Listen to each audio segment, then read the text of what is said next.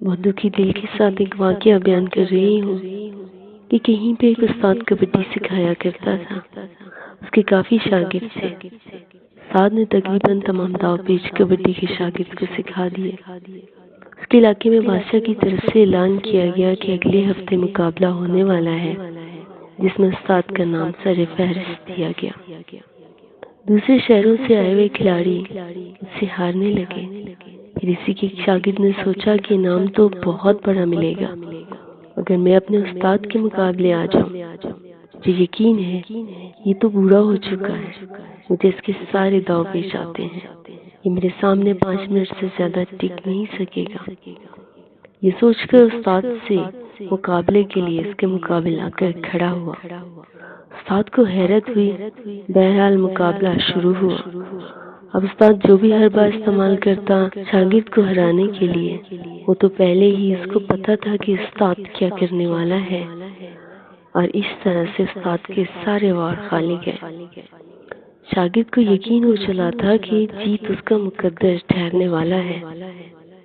اب استاد نے اپنا آخری داؤ استعمال کیا جو اس نے شاگرد کو نہیں سکھایا تھا، اور شاگرد سیدھا زمین پر۔ انعامات کی تقسیم کے بعد شاگرد نے استاد سے پوچھا کہ جناب آپ نے مجھے آخری داؤ کیوں نہیں بتایا؟ استاد نے مسکرا کر تھپکی دیتے ہوئے شاگرد سے کہا کہ اگر کبھی تمہاری طرح کے شاگرد اپنے اساتذہ کے مقابل کھڑے ہوں اور ان کو یاد نہ رہے کہ وہ کس کے سامنے کھڑے ہیں، ان کے لیے یہ داؤ بچا کر رکھا تھا۔ اب بالکل اسی طرح یہی نظام تمام کالجز میں بھی قائم ہے، جہاں جن اساتذہ سے سیکھ کر اس قابل ہوتے ہیں کہ آگے بڑھ سکیں، وہیں انہی کی برائی کرنا شروع کر دیتے ہیں۔ مانتی ہوں ہمارے کچھ اساتذہ ویک ہیں، اس کا یہ مطلب تو نہیں کہ سرراہ ان کی تذلیل کی جائے۔ علم سمندر سے زیادہ گہرائی رکھتا ہے، وہ صرف اللہ کی ذات ہے جو اس میں کامل ہے۔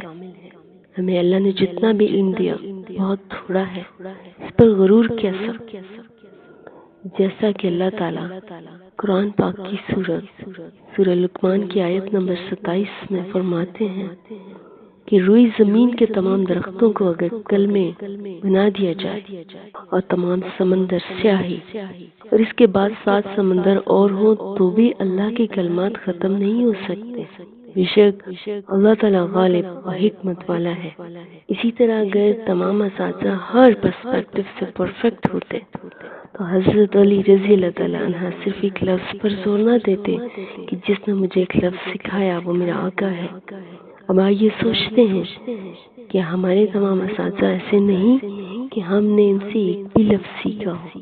سوچئے، لیکن دیانتداری کے ساتھ اللہ اور اس کے رسول صلی اللہ علیہ وآلہ وسلم کے احکامات کو سامنے رکھتے ہوئے آخر میں صرف ایک سوال چھوڑے جا رہے ہیں کہ ہم اپنے اساتذہ کے سکھائے گئے اس ایک لفظ کی قیمت کس طرح سے چکا پائیں گے، عزت دے کر یا ذلیل کر کے۔ اللہ آپ کا حامی و ناصر۔ السلام علیکم۔